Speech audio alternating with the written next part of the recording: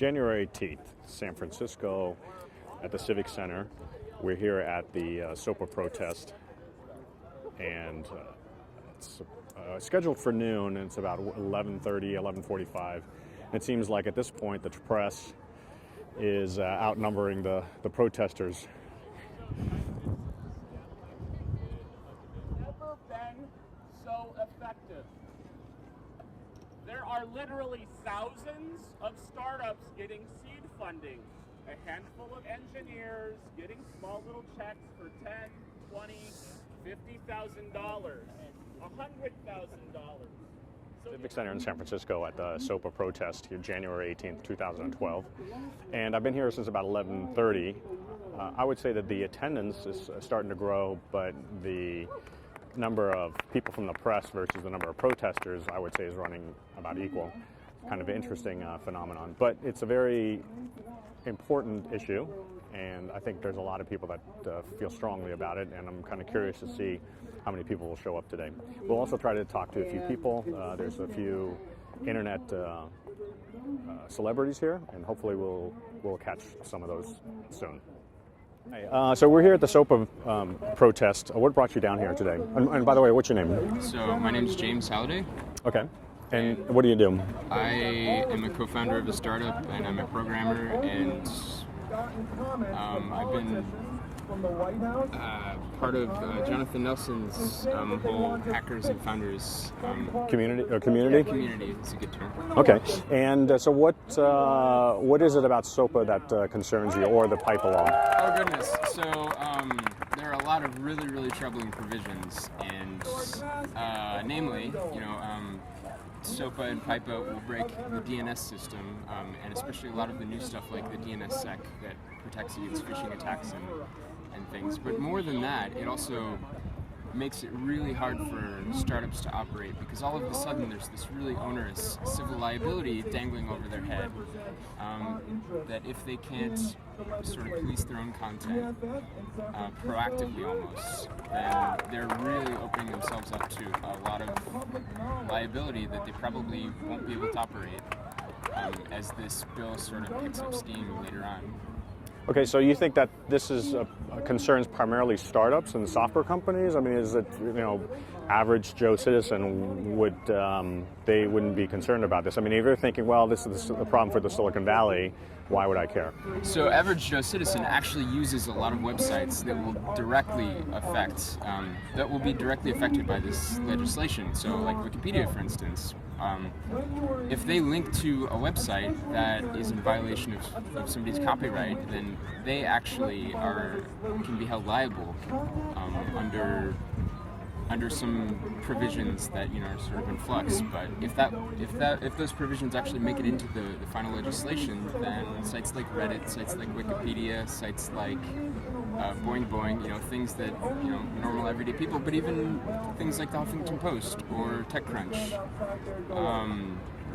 are really in a really uncomfortable situation with this legislation, because it just makes it really unclear and really open.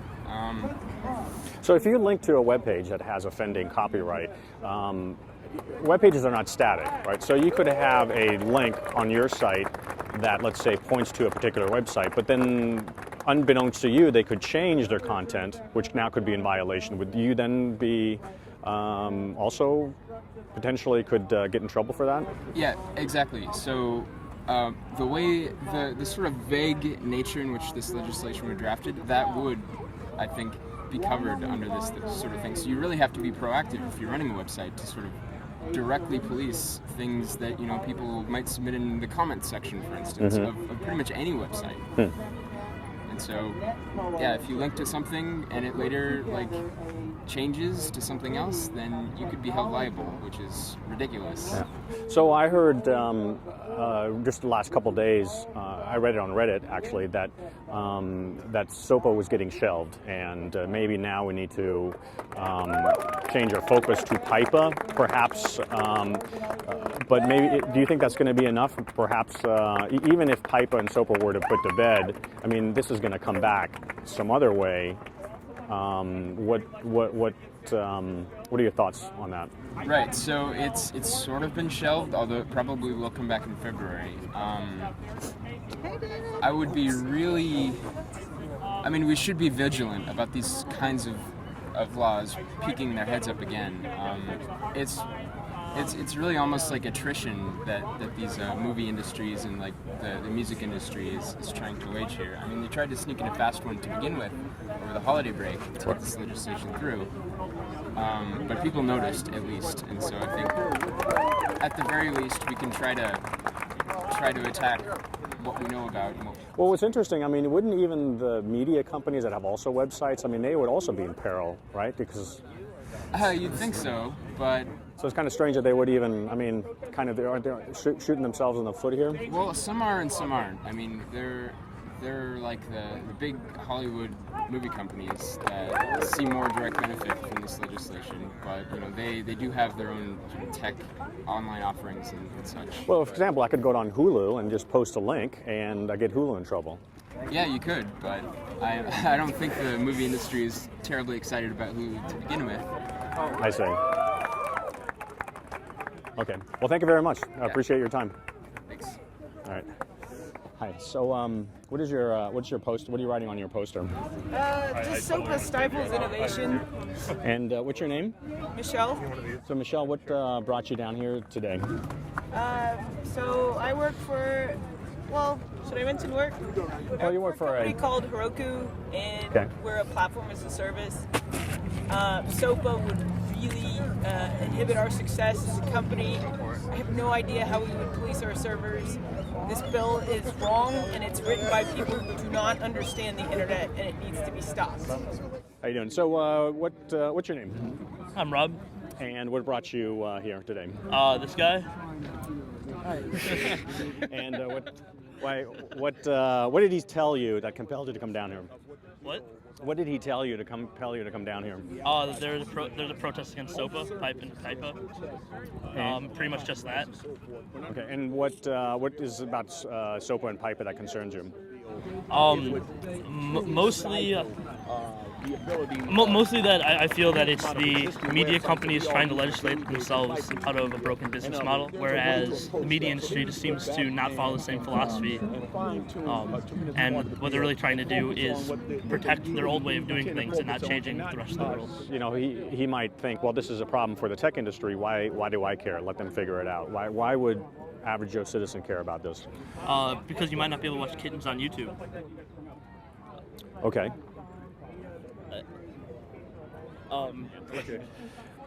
Okay, we're here with Seth from the Electronic Frontier Foundation, and you're giving out flyers and stickers today at the SOPA protest here at the Civic Center in San Francisco. What brought you down here today? Well, I heard from my coworkers that EFF was supporting this protest. I've just been out of town for a week and I missed a lot of the activist activity that's been going on around SOPA and PIPA, so I wanted to come out and get involved and show some support on behalf of EFF. Can you tell us, our viewers, a little bit about the EFF? Sure. EFF is a nonprofit member-supported organization here in San Francisco. We fight for civil liberties and civil rights on the internet. And how old is your organization? EFF is now 21 years old, so the oldest internet freedom organization. So you guys been in the business here for a long time. Would you say that in the current times is probably the most challenging times for the internet, given that SOPA and PIPA laws are being proposed? Well, the internet's been through a lot of threats and will probably continue to go through a lot of threats. Mm-hmm. Are you thinking that they might be executives in the next 5 to 10 years? The internet's been through a lot of threats and will probably continue to go through a lot of threats. We think that the threat from SOPA and PIPA is among the larger threats that internet freedom has faced in the last couple of years. And why is that?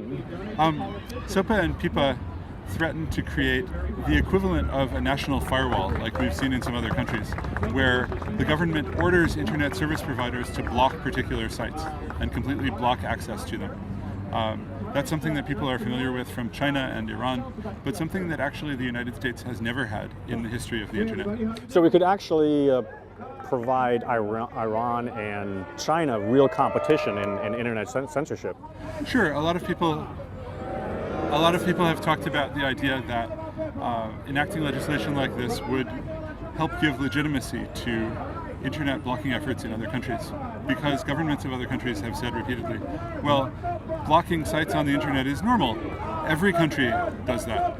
You know, that's just a natural thing to do. But in fact, the United States has never done that. The United States has never ordered internet service providers to block websites. So we're kind of behind the times. We need to get with it. We need to catch up, perhaps, to other countries that have national firewalls and block internet sites. Yeah, because I mean, we're falling. I mean, there's basically a repression gap, right? I mean, we're really falling behind here. I mean, countries like China are way ahead of us. I mean, don't you think that they have a multiple years head start? They do, yeah. And what can we do to catch up? Maybe SOPA and PIPA might be a first good step. Sure, then we can create a legal framework for blocking websites, for ordering ISPs to pretend that sites don't exist, to return false and misleading error messages about the non-existence of sites that are really still up. That sounds wonderful. How large is your organization here in San Francisco? I mean, seriously now. EFF is about 40 people. Okay. And do you have offices in other parts of the United States, or are you all here? We have one person in Washington, D.C., but everyone else is here in San Francisco at our headquarters. And you guys are funded all through donations? Yeah, so we're a nonprofit organization. And if I wanted to donate to the EFF, how would I go about doing that? If you went to our website at eff.org, you would find lots of information about donating to support our work. Seth, we really appreciate your time. Thank you very much. Thanks for coming out here. All right, now. Got a couple minutes? Real quick, yeah. Okay. So, MC Hammer is the name you go by, I guess. Okay. Sorry. Come on, man. Let's not waste no time now. Come on, man. Anyway, so, but, Hey, so the question was, the question I have, you're a content provider, and you're here to support SOPA. As a content provider, I mean, you don't have any concerns about protecting your copyright. So why you're here? Well, that would be ignorant. Of course, I have concerns about protecting copyrights, but that's the surface of the bill. If you drill down at the very second and tertiary level of the bill, you'll see that it's about control. It's about putting in legislation and initiatives that would stifle creativity, that would stifle innovation. So if you just want to protect copyrights, then come up with the terminology and the language necessary for that, but don't use a bill that is really about other things, that is really about monetization at a higher level, shifting control of the internet away from innovation and into the hands of government. So that's what this is really all about. It's not about just protecting movies and music and content. Of course, to a certain extent, we all agree that there should be protection, but we don't agree that it should be government legislation that also stifles innovation. In a down economy, we have a growth engine here in tech, and we don't want to stifle that. We want to continue to create jobs, and we want to continue to innovate. So is this is the SOPA only concerns the tech industry, or is that also the average Joe citizen in the Midwest? I mean, should they also be concerned, and why? The average Joe citizen should be concerned, because if this is passed, average Joe can receive a lawsuit in the mail, like many of you've seen in the last few years, that say that the average Joe now is liable for hundreds of thousands and millions of dollars for infringing on a copyright, without due process. So it could be very it could be very to the detriment of the average Joe if he doesn't understand what's going on with SOPA. Are there other artists that are lining up to the opposition of SOPA that you know of? I'm not aware of what current artists are doing or not, but I've never been a person who needs to follow. I'm into reading, I'm into comprehension, and I'm into the fine details, and I see things out for myself. So I don't need necessarily a whole crowd for me to understand what I'm dealing with. But I was just curious if you knew to any other artists who are on board. Mm-hmm. Yeah. Have you talked to any other artists? Through my platforms, through platforms, through social media. Many artists see what's going on, but again, to each his own. Got it. Well, thank you very much for your time. Appreciate it. You're the organizer here at the SOPA protest. Yes, sir. Downtown San Francisco here at the Civic Center. Yes, sir. And can you tell us a little bit, what's your name and who you're with? My name is Jonathan Nelson, and I'm the founder of Hackers and Founders. We're actually the largest community of early startups in Silicon Valley. Last night we just passed 5,000 members, and we're kind of the classic two dudes in a garage starting businesses. That's who comes to our events, and that's who we are. We have 12 other chapters globally and over 12,000 members worldwide. Okay, and what was your concern about SOPA, and what got you involved in this?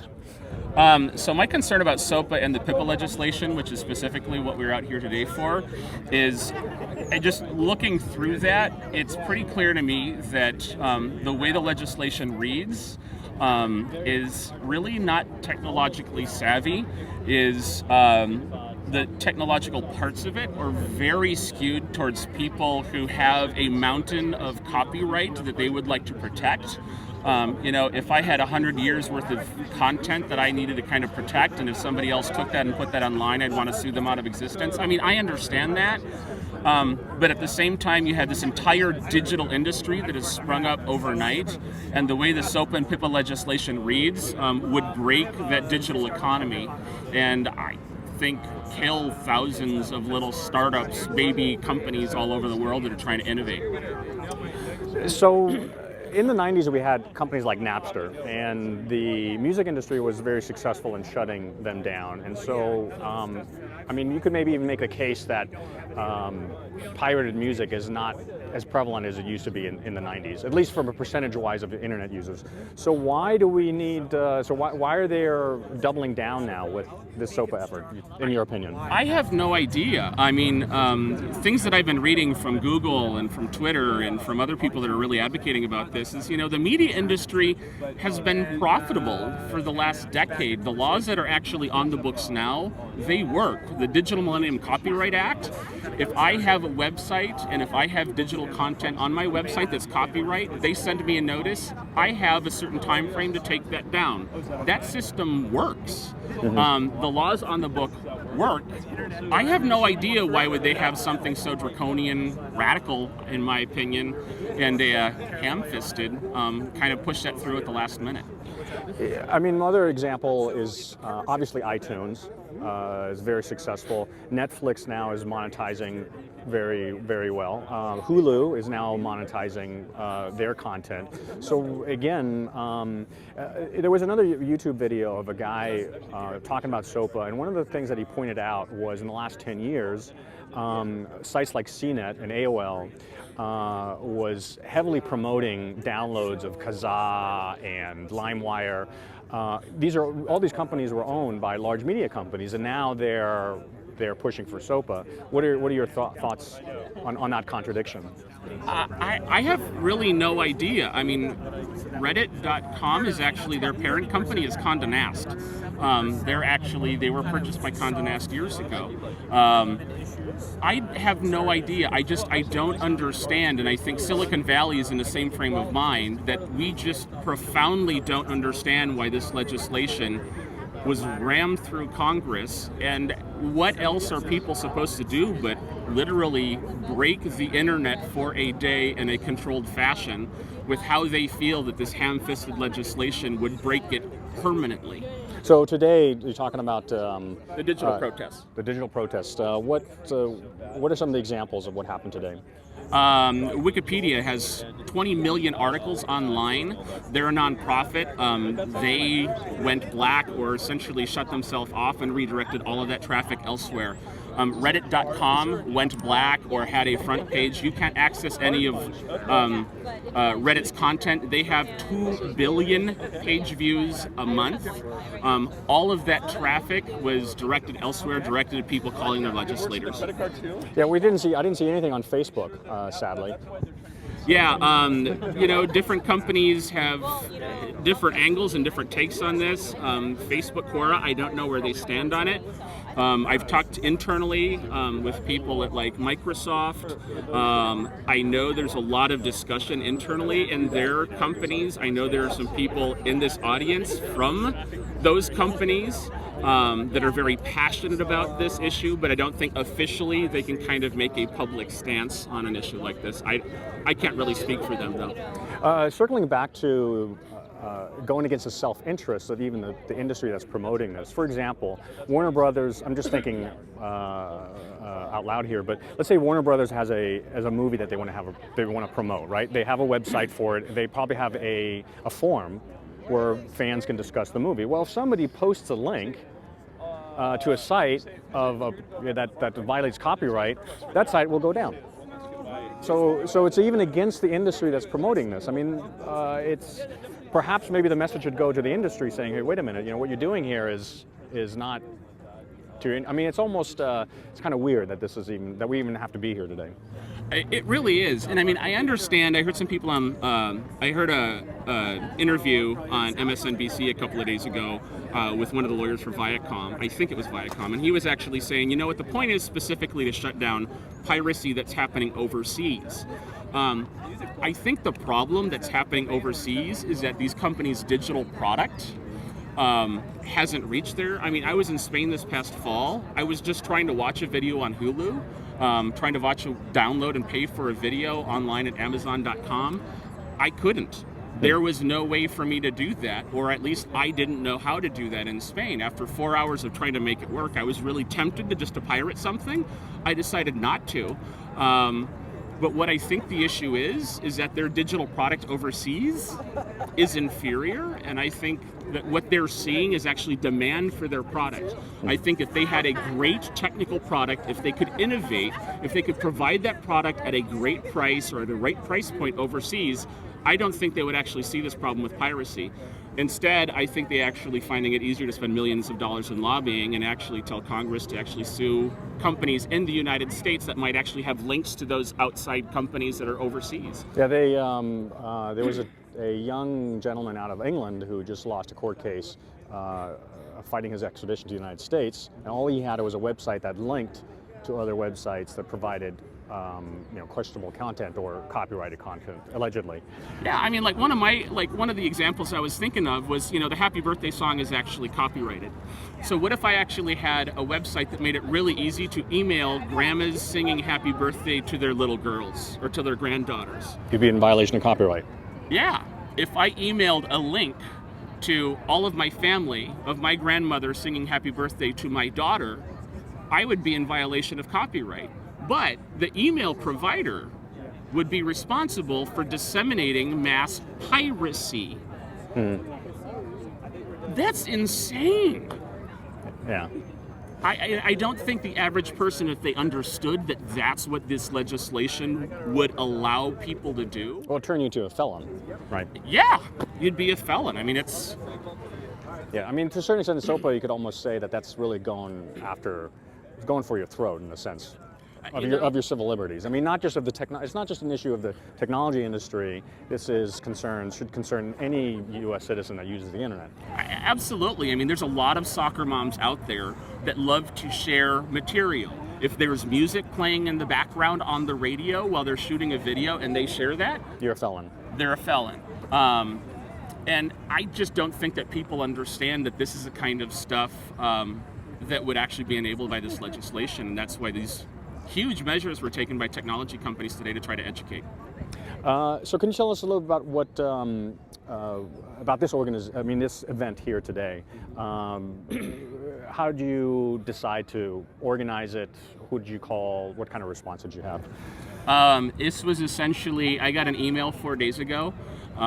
We organized our events through meetup.com. It was actually people at Meetup in New York and at the New Tech Meetup in New York. They actually have 20,000 members.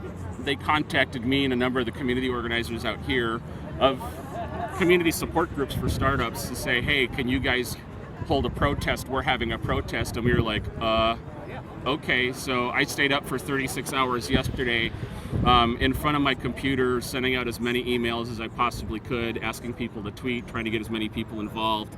And it was essentially just a handful of people trying to pull strings and trying to communicate online and sharing links to the event and sharing, information back and forth that actually kind of enabled this.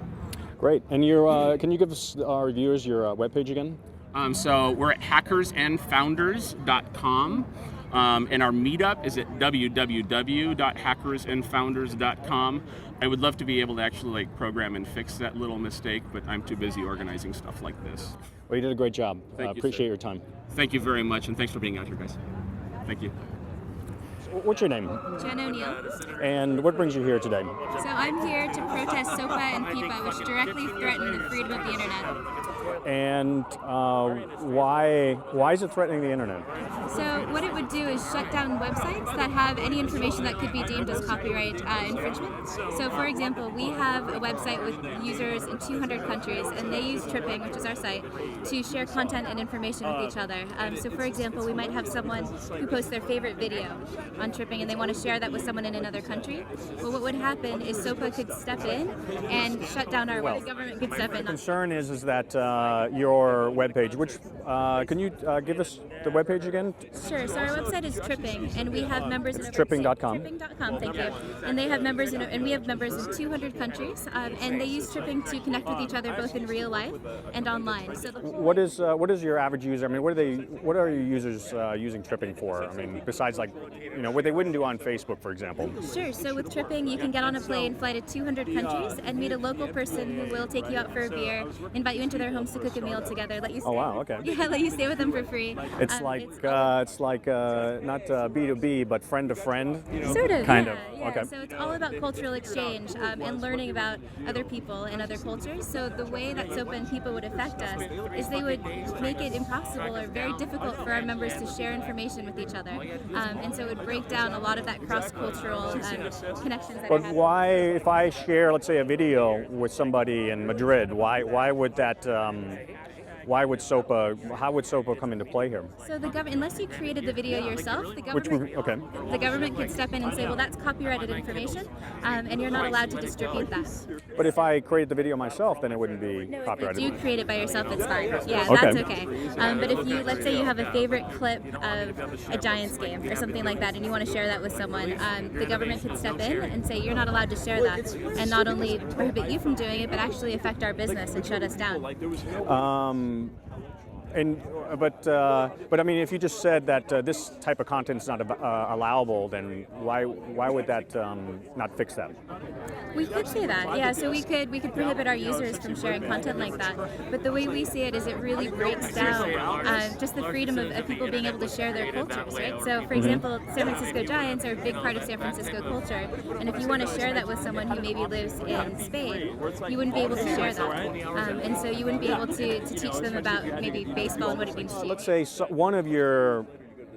How many users do you have? We actually don't say that publicly, but we have members but you in have over lots of 200 users. countries. Yeah, so you have lots of users. Yeah. Okay, so it would be, and I presume that the number of people that are at your company is fairly small. So you There's could, 7 of us. 7 of you, and you got, let's say, 1 million users. There's no way that you could ever police Well, that's the thing. your That's users. exactly it. It would be very difficult for us to go in and police everything that's being shared on Tripping. It would be impossible. It would be And one violation would shut you down. shut us down without due process, from what we understand. That would be very. That's the reason why you're concerned. That's absolutely why we're concerned. Yeah, there is a blackout. So I don't know if you're posting this online today, but encourage people to go to Reddit.com, Wikipedia, sites like that, and you'll see that they've all been blacked out for this. Just thank you for being here, for bringing this out, like telling people what's going on, and I would just encourage people to pay attention because this affects everyone, not just people in Silicon Valley. Well, thank you very much for your time. Yeah, thank you.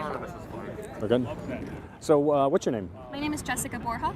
And we're here at the Civic Center in San Francisco at the end of the SOPA protest. And you came down here because you're concerned about the proposed SOPA law and PIPA law. What is it that you're concerned about?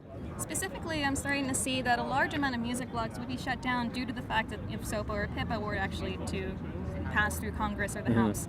A lot of music is more or less waiting to be discovered based on the large platform that is the internet. We no longer have to rely on large record labels in order to present us the content. Instead, we have to actually find the content ourselves, which, adds to the popularity of Pandora, adds to the popularity of YouTube when you can actually just go in and search a song and listen to it whenever you'd like. In fact, speaking of YouTube, I found a great documentary that I would have not otherwise seen unless I'd actually stumbled upon it on YouTube called The Ascent of Man, which gave this great analogy.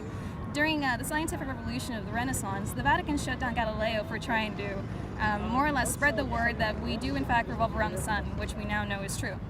And they try to censor him. Yes, they in fact did effectively censor him and most of his writings afterwards. The scientific revolution didn't stop or die. It just moved northward from Italy to England, where it was a more liberal Protestant era, as liberal as Protestants can get. That said, you start seeing the innovations of Newton, you start seeing the innovations of a lot more Northern European scientists that really just spurred on the revolution and brought us to the society that we're at today. Doing, more or less shutting down the internet as we know it and censoring it would be like jailing Galileo, at least here. The innovation will just move elsewhere.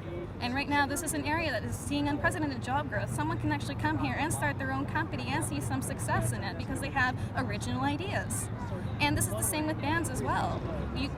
More people are actually basing their music on content instead of image. Could you tell us a little bit about yourself? I mean, are you a music blogger, or are you in the tech industry? I'm actually hoping to enter both. I'm currently writing for listenbeforeyoubuy.net, which is its own little music site. And of course, I have my own personal music blog. I do like to talk about music with other people online. What's your what's the website of your music blog? Edgy at Best. It's edgyatbest.tumblr.com. Okay. And how do you spell that? EDGYATBEST.tumblr.com. Great. That said, there's a large amount of music that I would have never discovered if it weren't for sites like Bandcamp or SoundCloud, or even other music blogs that more or less would present music that otherwise wouldn't relatively be known in mainstream music. The idea of mainstream and independence is almost an archaic model in itself. You have a lot more bands that would be considered mainstream music that have independent roots. You have bands that are no longer functioning so much on the garage, but they're functioning on the internet. They will present their music and then ask that you pay whatever that you wish you pay. And if you really do genuinely like the music, you'll start hearing more and more about them, which is what we do at most music blogs and music sites. Something like this would just more or less push it back to the model where, look, I'll tell you, growing up as a kid in the 90s, I was bored with NSYNC. I was bored with a large amount of the music that was more or less pushed on me, either by record labels, and having no other content, being a kid, I can't really go to music or nightclubs to try to find the music myself. The internet was really what opened myself musically. Finding new artists and new content that in Georgia, in the middle of Georgia, or in the middle of Massachusetts or in the middle of Pennsylvania when I'm here in California is a wonderful idea. It's opening up broad perspectives to anyone who's really into music. And having a choice about what you listen to and who you listen to and who you'll pay is a wonderful, wonderful tool to have. And it's thanks to the internet and an open internet. And passing this would just roll us back to a model that not a lot of people were happy with to begin with. Back to the medieval age of content distribution. I love the idea that a lot of people are more or less talking in past tense about this older model. Do you remember a time when we had to wait for a record label to present us the new music? It's not the case anymore, and I want to keep it that way. Well, thank you very much, and for coming down here and giving your voice. Thank you for interviewing all of us. All right, thank you.